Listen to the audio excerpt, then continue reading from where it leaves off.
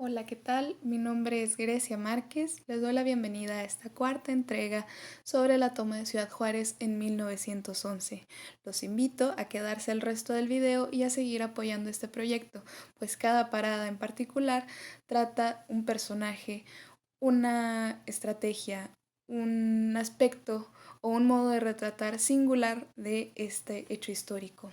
Tal vez hayan oído hablar sobre la Plaza Garibaldi en la Ciudad de México. Algunos quizás conozcan la razón de su nombre, otros quizás no, pero sin duda algo interesante estamos por discutir sobre el personaje que dio pie a este nombramiento y que nos lleva también al punto más alto de la presidencia municipal en Ciudad Juárez. Herederos de una tradición bélica, con uno de los militares y políticos más relevantes de la unificación italiana por patriarca, todos los hombres de la familia Garibaldi se dedicaron al arte de la guerra alrededor del mundo. El que estuvo aquí en Juárez, Giuseppe, como su abuelo, tenía por apodo Pepino, de cariño. Durante su juventud fue ingresado a un colegio de ingeniería, cosa curiosa, pues tanto su madre como su padre, que en ese momento estaba luchando en la independencia griega contra Turquía, querían alejarlo de las armas y además tenían la idea de que una vez entrados al oficio familiar era mejor formarse en el campo de batalla antes que en una escuela de infantería. Esto le dio a Pepino una formación más amplia. Formación que finalmente nos termina beneficiando, pues al final de sus días escribió una serie de memorias sobre todos los frentes de batalla en los que estuvo. Y Toast to Rebellion son un conjunto de crónicas muy entretenidas, muy bien escritas y a ratos poéticas sobre sus memorias de la independencia griega, cuando se unió a su padre, las Balcanes, Rumania, contra los bóeres en Sudáfrica, en el Canal de Panamá, Venezuela y por supuesto en la Revolución Mexicana. Y bueno, debo decir que este texto tiene dos dificultades. La primera es que si ustedes quieren adquirirlo, pues va a ser un poco difícil porque las únicas versiones físicas disponibles en internet pues tienen un costo muy elevado. Sin embargo, pueden consultarlo por ahí en Juaritos Literario, va a haber algo ahí. La otra es que está escrito en inglés y lo poco que hay traducido pues es justamente sobre la batalla de Ciudad Juárez. Preguntarán por qué está escrito en esta lengua si él era italiano. Y pues bueno, esto tiene que ver con su lugar de nacimiento, Australia, y la nacionalidad de su madre, inglesa, y que esto pues al final hizo que se sintiera más cómodo en esta lengua y eso le valió estar al frente de un escuadrón aquí en la frontera. Garibaldi, quizás por atracción inevitable, como diría él mismo, llegó a México en un momento crucial. En 1910, centenario de la independencia, fue invitado por Abraham González en la ciudad del Paso a retomar las armas. De este modo, se unió al bando maderista y un año más tarde ya venía hacia Ciudad Juárez con 500 hombres a caballo y otros 500 en tren, luego de haber obtenido la victoria, bajo su cargo por supuesto, en Agua Prieta contra el ejército federal comandado por el coronel Díaz, sobrino de Porfirio. Antes de llegar a la ciudad, Ciudad Juárez, se detuvieron a 25 kilómetros al noroeste de la ciudad sobre las vías del tren en la estación de Bauche. Los federales, que ya se encontraban en la zona, notaron de inmediato su presencia y mandaron artillería. La estrategia consistió entonces en cavar zanjas en las dunas y mientras que los otros echaban tiros al aire, uno de los proyectiles cayó en una de las locomotoras en que llegaron, inutilizándola. Este hecho pues hizo que los revolucionarios tomaran la iniciativa y pues decidieran, o más bien hicieran retroceder al enemigo. Sin embargo, al día siguiente la batalla de Bauche, conocida por varios historiadores como el antecedente de la toma de Ciudad Juárez, no había terminado. Varios estadounidenses que se habían enterado del conflicto habían decidido que formarían parte de él y bueno, pues salían heridos. Esto ocasionó que el presidente de los Estados Unidos, William Taft, pusiera una queja primero al ejército federal y después mandara a reforzar las fronteras. Un estadounidense que ya formaba parte del ejército, el general Creighton, lideró a varios hombres para llevar una avanzada contra los federales. Fue herido en el corazón por una bala y este hecho no hizo sino embravecer a sus hombres para lograr finalmente la retirada federal. De este modo, Garibaldi pudo llamar a Madero y comunicarle la buena noticia. a lo que éste respondió diciéndole que iba a ir a acompañarlo, además de mandarle a Orozco y Villa como refuerzos.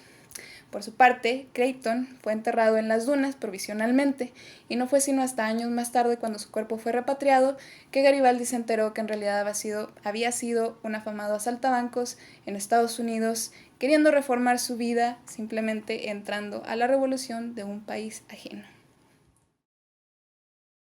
Ahora bien, la toma no empezó de inmediato. Ya les conté cómo Garibaldi llegó a Bauche en mediados de abril, y además Ciudad Juárez había sido sede de los encuentros entre los líderes revolucionarios a mediados de febrero.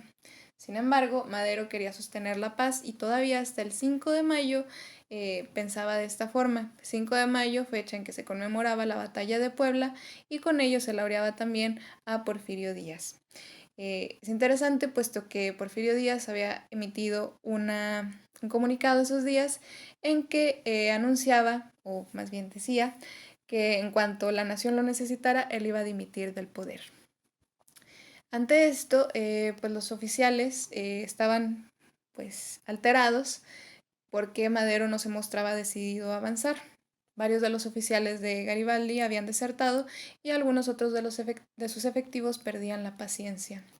Existen varias versiones sobre cómo comenzó la batalla. Sin embargo, según cuenta Garibaldi, uno de los coroneles federales, Manuel Tamborel, llamó a los revolucionarios cobardes, así como robagallinas. Lo que es seguro es que la tarde del 7 de mayo se reunieron Villa, Orozco y Garibaldi para planear el levantamiento. Una vez que inició ya la estrategia, Garibaldi conservó su posición hacia el noroeste de la ciudad, mientras que Orozco se posicionó en la coordenada paralela y Villa tuvo la orden de entrar por el sur. El regimiento de Garibaldi concentraba a todos los extranjeros, así como a un grupo de 40 rarámuris que habían sido vestidos con uniformes de la tropa, aunque luego se deshicieron de esas ropas para poder moverse más ágilmente, y también a todos los individuos fuera de la ley. Es decir, pues aquellos que simplemente entraban por amor a la sangre y al conflicto. Posteriormente es que inició la estrategia más peculiar de la que ya les hablaron en la segunda parada, esta en que para atravesar grandes distancias de la ciudad se perforaban las casas a través de las paredes, y bueno, también era importante porque era tan efectiva porque se tomaban descansos entre los soldados para ir a comer o descansar simplemente. Lo curioso es que tanto Villa como Orozco reconocen esta estrategia en sus memorias. Lo que no reconocen, quizás por la nacionalidad y personalidad de Giuseppe y algunos otros conflictos que por ahí hubo, es que había sido pues originalmente estrategia suya. Asimismo, era su ejército, su flanco, el que más trabajaba de esta forma altamente efectiva.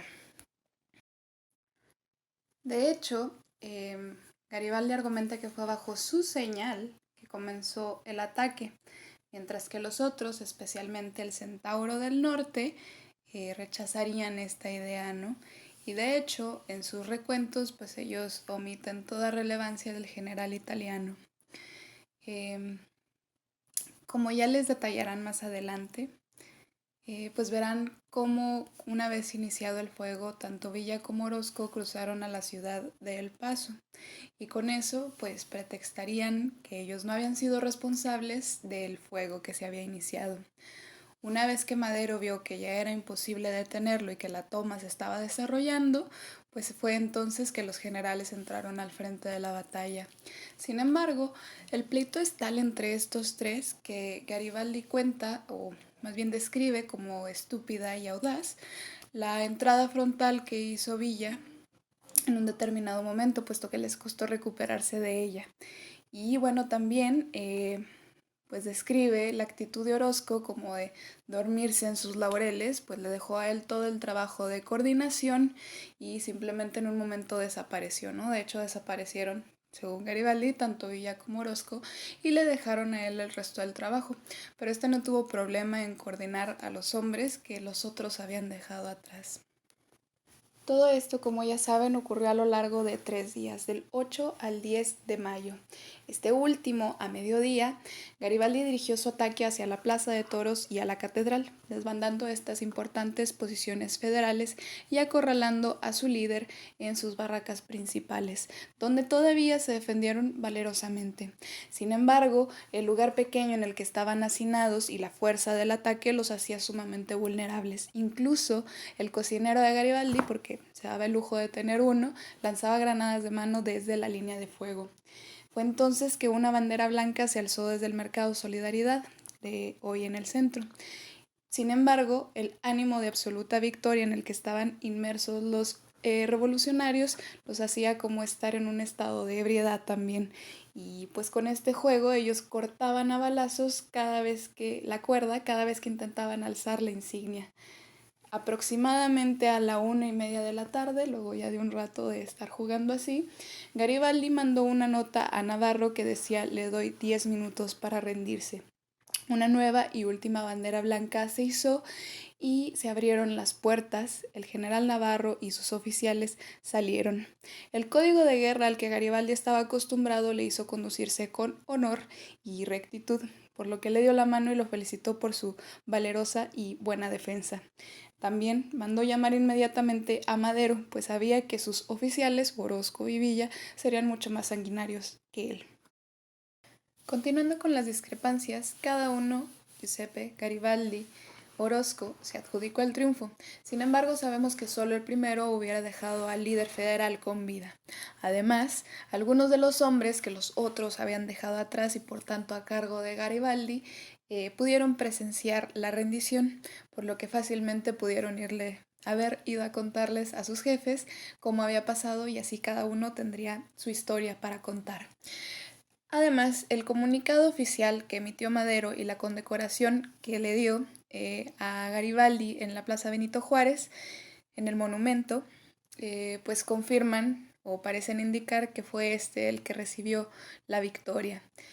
Luego de algunos días, quizás por esto, fue que Orozco y Villa, aunado con el odio acendrado que tenían por Navarro, fue que organizaron un motín contra Madero. Sin embargo, pues ya les contarán, cuál fue la resolución de esto. Luego del 11 de mayo, Giuseppe ya había dado noticia a los periódicos norteamericanos con lujo de detalles sobre todo lo que había ocurrido, y estaba dispuesto a continuar su camino en este país, pues ya veía acercarse la Primera Guerra Mundial y pues él era llamado por las batallas. Sin embargo, el nuevo presidente le pidió que lo acompañara a la capital como un honor por su servicio cumplido, y fue obedecido. La Plaza Garibaldi fue nombrada en honor a este personaje en 1921, tras haberse cumplido un centenario de la independencia consumada y la primera década de la toma de Ciudad Juárez, suceso clave en la Revolución. Giuseppe, que había nacido en 1879, murió en 1950 de muerte natural luego de haber luchado en insignes batallas. Y eso es todo por mi parte. Sigan acompañándonos. La siguiente parada, número 5, está dedicada a Madero, visto a través de la pluma del novelista juarense Ignacio Solares. Hasta pronto.